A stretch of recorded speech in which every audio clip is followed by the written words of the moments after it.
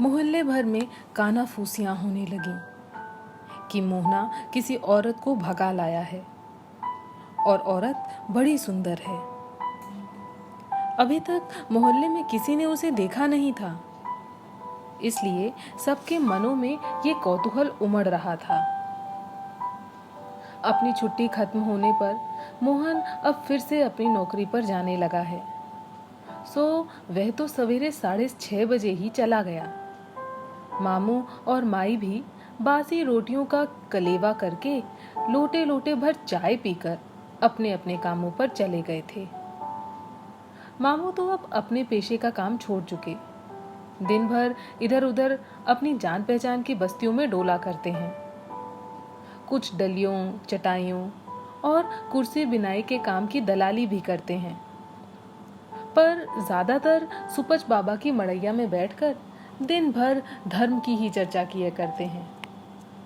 जब से सुपच बाबा का संग हुआ है, तब से मांस मछली खाना या दारू पीना सब छोड़ दिया है।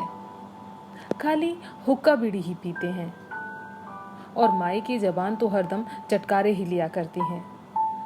महुआ, ताड़ी, गोश्त सब कुछ खाती पीती हैं।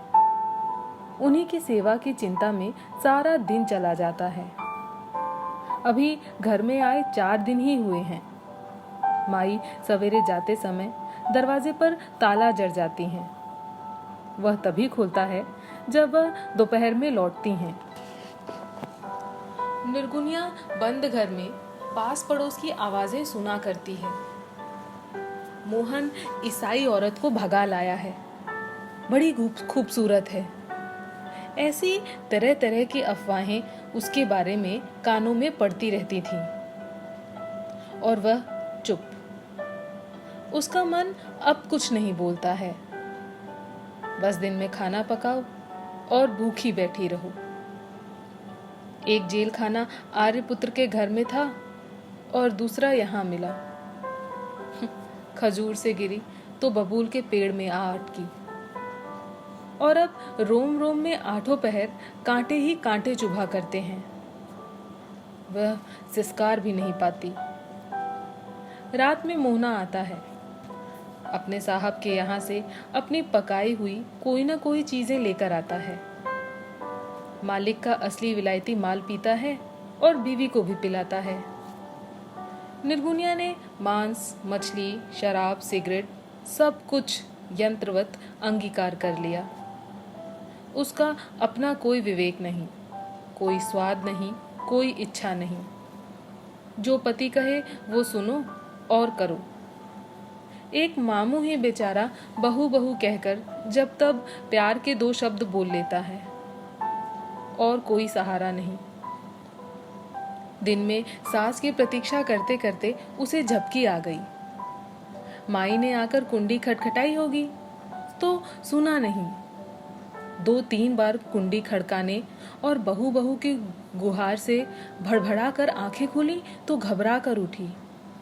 डर के मारे पैरों में दम ही नहीं रहा, सो उठते उठते लड़खड़ा के गिर पड़ी। तब तक कुंडी खटकाने का शोर और जोर पकड़ चुका था। निर्गुनिया किसी तरह उठकर दरवाजे पर गई। द्वार खोला। माई की लाल डोरे वाली आंखें एकदम सुलगते अंगारे की तरह चमक रही थीं। तुझे सांप सूंघ गया था क्या निगोड़ी? सूंघ जाए तो छुट्टी पाऊं। रात भर मेरे 2 दांत के बच्चे को सता सता के अपनी हवसे पूरा करती है चेनाल, और दिन में सोती है। फिर उनके मुख से ऐसे फुलझड़ियां छूट चली जिन्हें स्वर्णों की सभ्यता में अश्लील माना जाता है।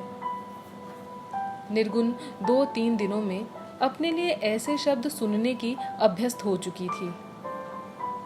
माई ने घर में घुसकर अपना टोकरा और झाड़ू पंजा एक ओर रखा। फिर अपने हाथ पैर धुलाने का आदेश दिया।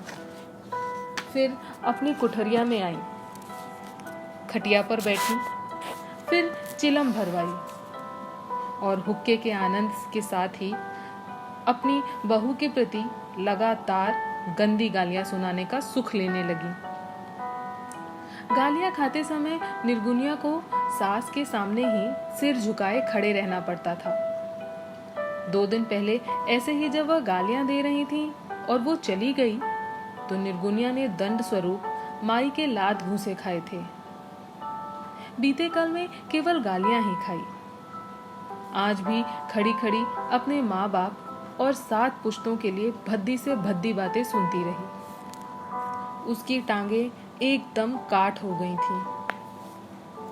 हुक्का पी के माई उठी, बाहर जाते हुए कहा, अभी आती हूं, खाना गरम रहे। जाते समय बाहर से फिर कुंडा बंद हुआ और ताला जड़ गया।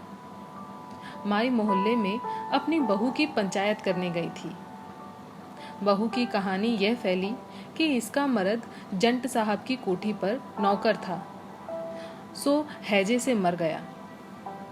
50 में कहीं की औरत है, न आगे नाथ न पीछे पगहा।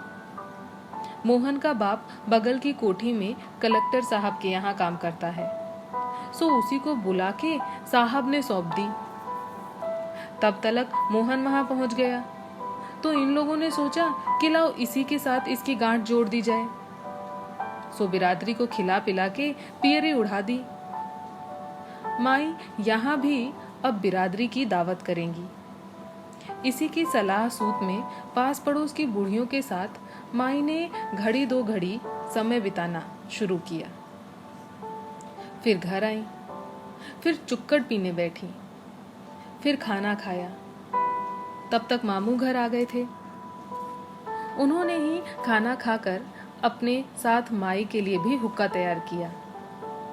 मामू तो बाहर दहलीज में सोने चले गए, लेकिन माई ने निर्गुनिया को फिर अपनी चरण सेवा करने के लिए और गालियां खिलाने के लिए बुला लिया। रात के 10:30 बजे मोहना के लौटने तक निर्गुनिया गालियां खाती रही, सास के पैर दबाती रही। माई चूंकि रोज ही निर्गुनिया को बंद करके जाती थी, कदाचित इसलिए अफवाहों का मलबा उठ उठकर टीला बनने लगा। लड़की लड़के से उम्र में बड़ी है, जरूर ही भगा के लाया होगा, इसकी जांच पड़ताल करनी चाहिए। मोहन के मामा चौधरी हैं तो क्या उनके घर का अन्याय नजरअंदाज नहीं किया जाएगा। मामू ने सुपज बाबा के यहाँ भी ऐसी अफवाहें सुनी।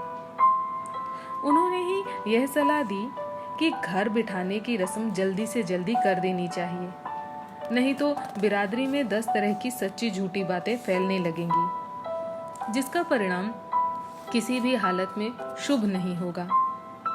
लेकिन माई ढेला भी खर्च करने को तैयार न थी। वह समझती थी कि इस उल्टा स्त्री के ऊपर पैसे खर्च करने की जरूरत ही नहीं है, बल्कि जो 500-600 रुपया उसके पास से निकला है वह भी सब जोड़ के रखूंगी। आगे किसी वक्त इस राण का मुंह काला करके अपने मोहना का ब्याह रचाऊंगी, अपनी नई बहू के लिए गहने कपड़े लाऊंगी। माई बराबर यही कहती रही कि एक बार जब मोहन के माँ बाप पैसा खर्च कर चुके हैं तो दोबारा हम क्यों करें। उनका दूसरा तर्क जो बस्ती की बड़ी बूढ़ियों में प्रचारित हुआ वह यह था कि सारा माल भत्ता तो मोहन की माँ ने अपने पास रख लिया है, फिर माई बेचारी खर्च के लिए कहाँ से लाएंगी पैसे। माई की निंदाओं के बहाने मोहन की माँ का भी चरित्रहीनता और मोहन के जन्म की कहानी बरसों के बाद एक बार फिर से कलंक कालिमा बनकर फैलने लगी।